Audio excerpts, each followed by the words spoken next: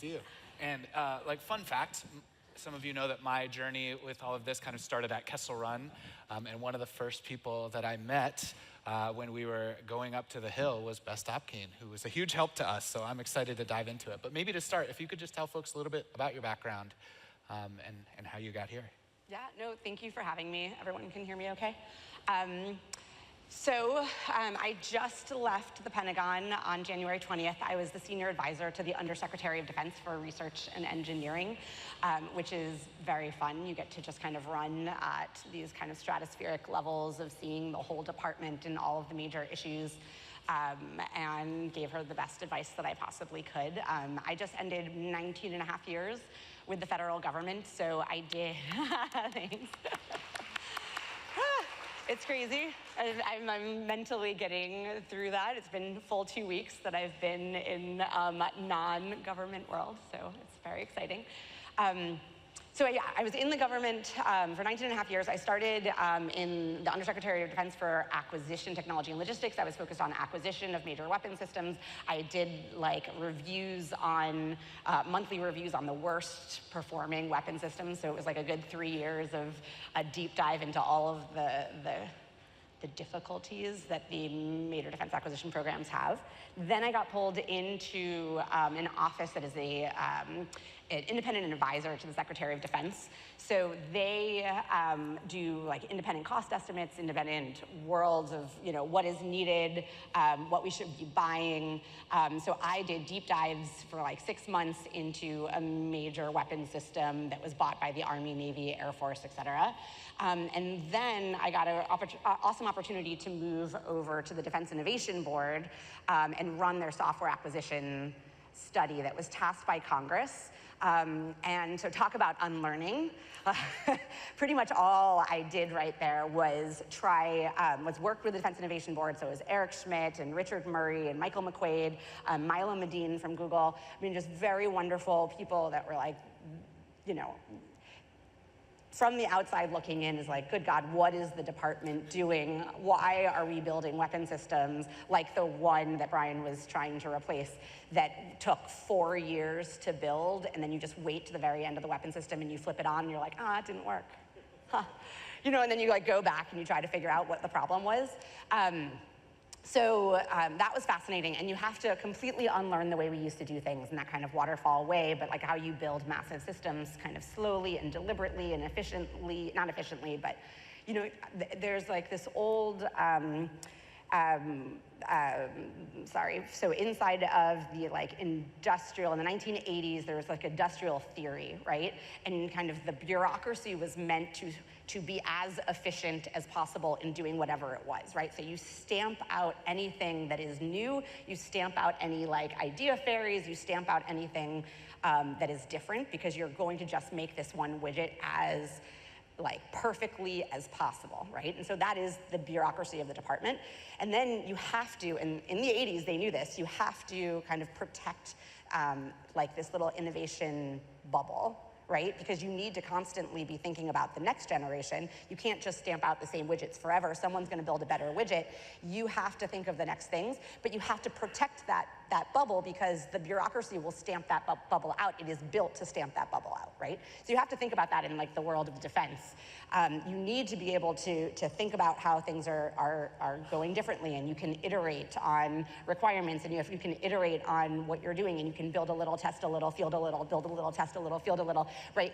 Continuously with the warfighter, and make something better and deliver it quicker. That's what I got to do a little bit in that year that I was running that study. But to do that inside of the department, you need to take all of these people who have been in the bureaucracy, and they're the best at what they do, but you need to kind of bring them in to be like, how do we do this better? So we built these like 10 teams: acquisition, contracting, JMO is here and you're gonna hear from him later on, requirements, how you pay for it, like how we budget for it, how we do all the things, right? And everything, every single level, you kind of break the way the department does things for software. But I mean, as I've seen actually now 7 years later from that, you actually wanna do that with a lot of things, not just software. It was just software was kind of ahead of the curve for that. All right, so then I left there and I went to the Hill, into Congress. So I left my kind of civilian job being apolitical, and I went to work for one side. So I went to work for the Democrats who had just come in 2019 and became the Science and Technology and Innovation professional staff member on the House Armed Services Committee. So the House Armed Services Committee is what writes the laws and the statute that govern the Department of Defense. And so I worked with a lot of outside committees, small business agency, a small business committee and all the other things that govern everybody else, but like really we write the laws for the Pentagon. Got to spend a lot of time sitting with small, iterative tech businesses, community, private capital, venture capital, all of that, kind of hearing about their frustrations of working with the department. And so spent a good 3 years kind of like sitting in that and trying to help bring about statute, which is law, to make things better in the Department of Defense. It was very hands-off, which is harder for me. I like to be in the government, kind of like fighting those battles left and right and running up against a wall, banging my head and then like figuring out a way around it. So when you're on the Hill, you kind of like write something and you like throw over a message to the Pentagon and everyone runs that way, and then you throw a message this way, everyone runs that way, and you can kind of get them to where you want them to go, but it's much more hands-off. But it was very exciting, and it was a great way to kind of see all of the issues across. And then I came into the department 3 years ago as the senior advisor to the Undersecretary of Defense for Research and Engineering. So that was Honorable Shu. She had been the ASALT, which is the person in charge of buying things for the Army. And so she had been from industry, she was an ASALT, she had been on the like Air Force's Scientific Advisory Board and all the other things, and now she was running all science and technology, so all of the basic research, applied research, advanced development, prototyping, and then we kind of built in the experimentation aspect for the whole department, overseeing all of that, all of the laboratories, et cetera. So that was extremely fun and really got us focused on, or she was very focused on, and so I'm very excited about kind of the joint warfight. So everything that you kind of work on today, right, is like how to make the Army better at doing the Army's things, and how to make the Navy better at doing the Navy's things, and how to make the Air Force better at doing the Air Force things, and the Space Force better at doing the Space Force things, and the Marines better at doing the Marines things, and like who's in charge of all the things that fall in between the cracks and don't actually don't belong to anyone, right? So one of my favorite things that Eric Schmidt used to say during our my year with the Defense Innovation Board was he's like, he would see these OV1s, like these overarching, like, okay, my helicopter is going to talk to that jet that talks to the satellite that goes down to the surface vessel that goes down to the underwater vessel, and then we're going to shoot something, and like there we will close a kill chain, right? Like that's the kill chain closure, right? But like he's like, so who's in charge of the lines that connect all that, like which are usually displayed as the lightning bolts? He's like, who's in charge of the lightning bolts? And everyone kind of just like stares at you and blinks, right? And nobody has been responsible for the lightning bolts. Nobody is responsible for kind of building that connectivity between the services. Everyone's building their own code that doesn't talk to each other, and they're not building it with APIs. I mean, they are now, hopefully, building it with APIs and other things like that, and JSON and all the things, but like, back in the day, you kind of built it in your own script, and you were going to talk to your own things in your own service, and if we all show up to fight a war, I guess we'll figure it out, and we'll like pick up phones and call each other. But when you have the thing like closing the joint kill chains, like someone's going to shoot something from a ship that has to talk to a satellite or something in the stratosphere that no one is responsible for, we can't get anyone to take over, and then it has to actually land on something. That is massive amounts of information that has to be automatic, that has to have someone sitting over it, overarching, but like who runs the rules of the game, who does the decision on what happens. If you bring Army, Navy, and Air Force and Space Force to a fight, who is shooting our very limited weapons, because they cost a lot and take a long time to buy, and like some of them are way more capable than others, and why are we going to shoot 7 of the same thing or different things at one thing because no one's talking, right? These are the conversations that like Indo-PACOM has to figure out, and they're gonna have to figure out by themselves with no buying power and all the things, right? And so who's responsible for that? And so that's a lot of what we did in the Undersecretary of Defense for Research and Engineering, and I love to talk about. One of the things is the Joint Fires Network, and so I'd love to talk a little bit about that, kind of how it is getting at the world that we kind of set up in 2018. Yeah, maybe before we do that, I would like to ask you, I mean, that's a really unique perspective. You've kind of seen all sides of the department and how they do software. You've mentioned Eric Schmidt a few times. Eric used to have this quote I put in almost every slide deck, which said, the DoD breaks every rule of modern product development. He didn't mince words. And Lieutenant General Grant this morning talked about why government needs to adapt for a digital era. When you put those two things together, I mean, what are you seeing still today? Because the SWAP study came out with a ton of findings. We're, 7 years on from that? What are the biggest obstacles that are still facing the department and the larger federal government? Yeah, I mean, so there are so many obstacles. All right, so, okay. There's a whole conversation about strategic visionary leadership, and then there's, the whole idea of Agile is pushing decisions down as low as you possibly can.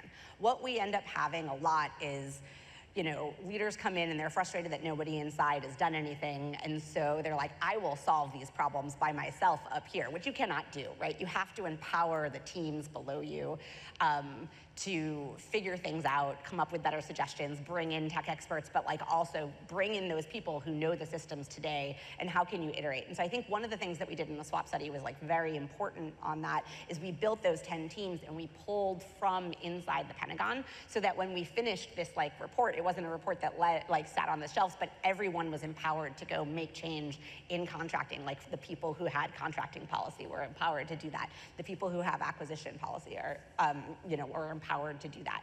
And so I think they're still working towards it. I think it's just overwhelming, right? I think a big thing that we have is just overwhelming. We have so many legacy systems, and how do you even start? And so we have these things like combined joint all domain, JADC2, whatever, command and control. And so, you can't boil the ocean, right? We're not gonna just say, at some point at this time in our schedule chart, there will be combined decision-making for all the world around in every single combatant command. You have to start in a smaller place, and you have to be agile about it, and you have to iterate, and you have to have a DevSecOps sort of mentality. So one example, for Joint Fires Network, is the thing that we are building, a small thing that we are building inside of INDOPACOM to get at kind of that decision-making and software-backed and data-backed backbone to how we're going to fight that war.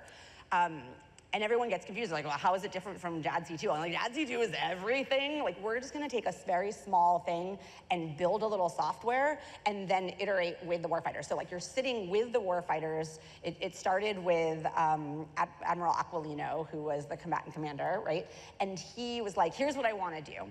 And this team built in an agile sort of way, right? But iteratively, with the warfighter sitting there, built them the software, and it had this Joint Fires Network 0.5, right? Where they just they turned it on initially and said, here's what it is. You wanted us to, do the, close the kill chain for these 9 things. And they actually closed the kill chain for all those 9 things, except for one of them that actually the system couldn't do, but they did, right? What they needed to do. And Aquilino was like, great, that's not what I want. Because, you know what I mean? So because he realized now the capability of this software, and he's like, actually, I want to go in this direction. And so if you hadn't done that, if you hadn't built a little for the warfighter and had them play out exactly what they wanted in this tiny little small chunk of time, you wouldn't have been able, Aquilino would have been able to be yes, but I didn't even know what I wanted. Now I want it to do this, right? So if you do the things that we used to do, which is build a new system that will replace the old system, and that's literally all we're doing, just with new code, and we take 4 years to build it and then turn it on, I mean, you're always gonna deliver something that 20 iterations ago, the warfighter would say, that's no longer what I want. And so we have so many different issues. One is like, you have to take small bites at the apple, and two, you need to constantly iterate, and three, you need to do it with the warfighter. One of the things, Shotgun Browning, who did Assault Breaker 2 and some other very cool things that kind of JADC2 came out of like how we actually do this engagement with the People's Republic of China, right? And if we were gonna do something in Indo-PACOM. One of the things that he loves to talk about is like a really boring Christmas. So I'm Jewish, so I will talk about it as a really boring Hanukkah. But the idea is you don't want a gift that you open and you're like, oh, that's awesome, right? Like I really wanted this color sock. But what you want to do is you want to say like, what is it that you want? And then you want to go and get exactly that. And then you want to go, hey, I found something even better. Would you like this? And then they go, yes, I really want that. And then you have like a really boring but awesome Christmas Hanukkah, right? And that's kind of the way you want to be doing this with like the warfighters, particularly the joint warfighters, the requirements folks, the acquisition folks, and the science and technology folks about what's actually iteratable, like what you can actually iterate on and get even better than what you knew beforehand with a smaller time frame and expenditure. Okay. I think something you said there that's really interesting is, I talk about Gall's Law a lot, which is complex systems form from simple systems that work. The inverse proposition is true. You can't build a complex system from scratch. You have to start over with working simple systems. I think an interesting thing I'm seeing in the department, I'd be curious if you saw any of this, is that you know, we say think big, start small, but the start small always ends up being like some little small greenfield project versus like, hey, let's actually try to fix the legacy thing. And we almost set ourselves up for, even if you do incremental development, it's still a waterfall delivery because you can't deliver it. I mean, even Kessel Run fell into this trap of, we can't deliver the thing until it replaces all of the legacy, you know, theater battle management core system, of course, large acronym. And similarly, we see that with almost everything. So have you seen any attempts to make that a little bit easier? I know you talked about kind of a integration environment for people to be able to test with warfighters directly. Yeah, I mean, so that's, we actually have, so there's been cool things that have been happening in the Pentagon. The acquisition folks have this kind of like, what is out there that can solve, oh, okay, sorry, I'll start. The joint staff is responsible for like joint warfighting capability, right? And so they have the like, here's what we want to do if we fought in a joint event at some point, right? And these are the joint warfighting capability concepts. And then underneath it, there's a ton of things that we can't do today, right? One could call them gaps, although we're not supposed to admit that we can't do everything, but we can't do everything. And so then there's the acquisition community is kind of doing like this review of like, okay, what do we have today that we can easily buy and solve some of the, close some of those gaps? And then what our science and technology teams are doing is like, what is it that is coming down the pike? Like, what are cool tech companies building? What are the things that we can iterate on with the tech companies that might actually get after those joint warfighting capability gaps and start to close them? And so one of the things that we're doing is this like experimentation world, right? In which we are, so it's called Rapid Defense Experimentation Reserve. Sorry,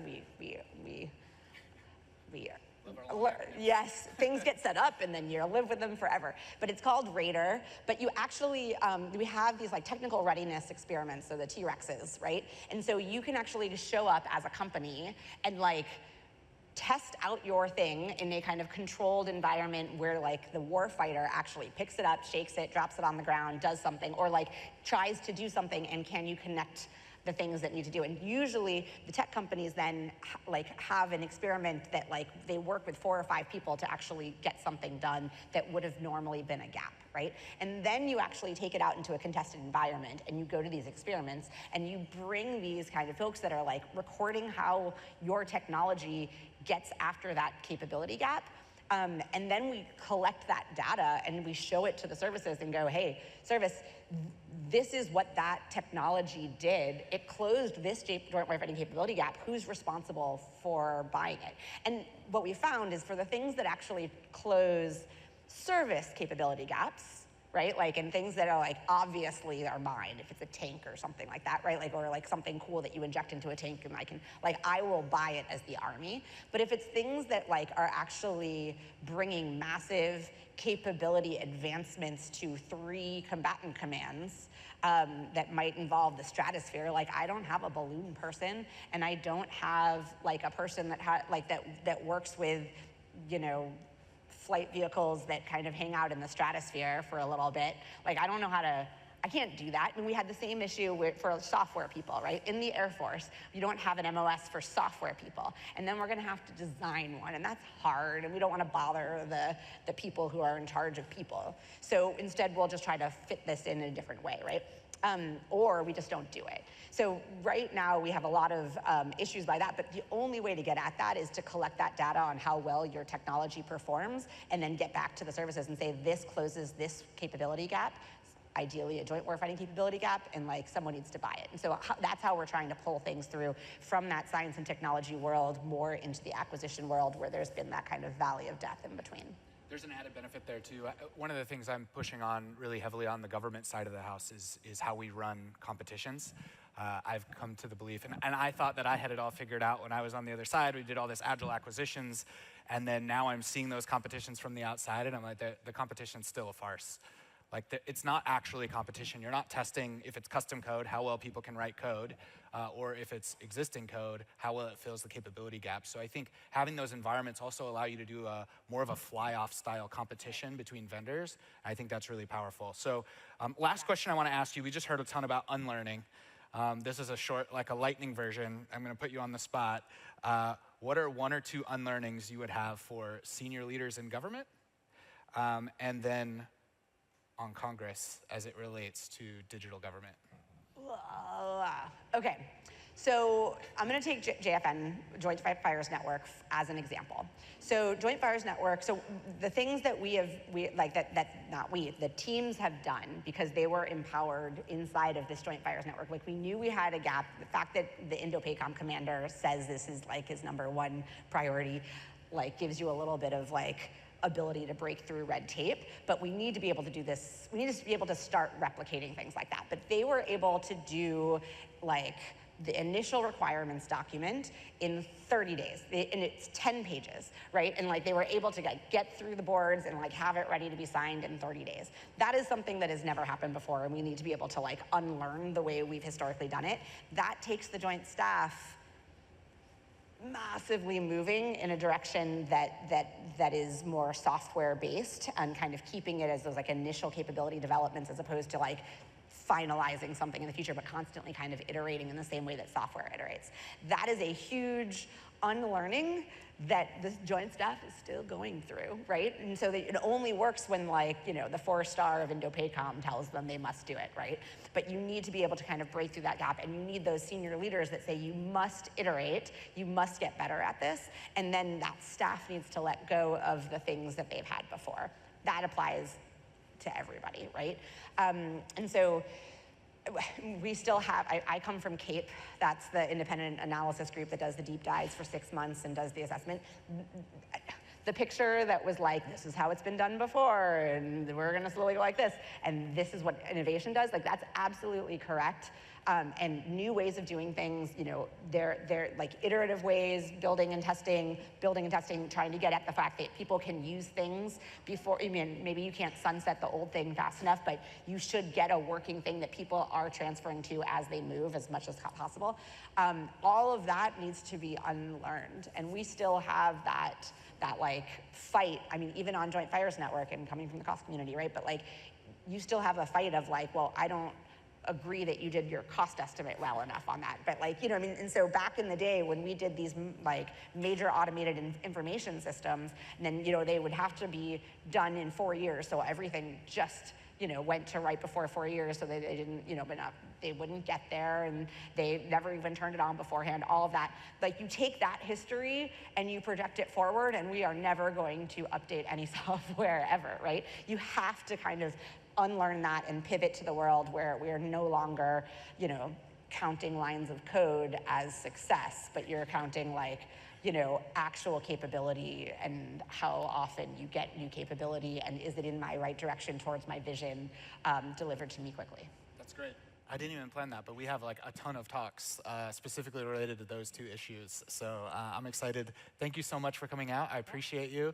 If you don't know, this was actually a schedule pivot, you might have noticed. So I asked Bess to come 2 days early to help us with the travel snafu. So I really appreciate your flexibility, and I love the conversation. Thank you so much. Thank you for having me.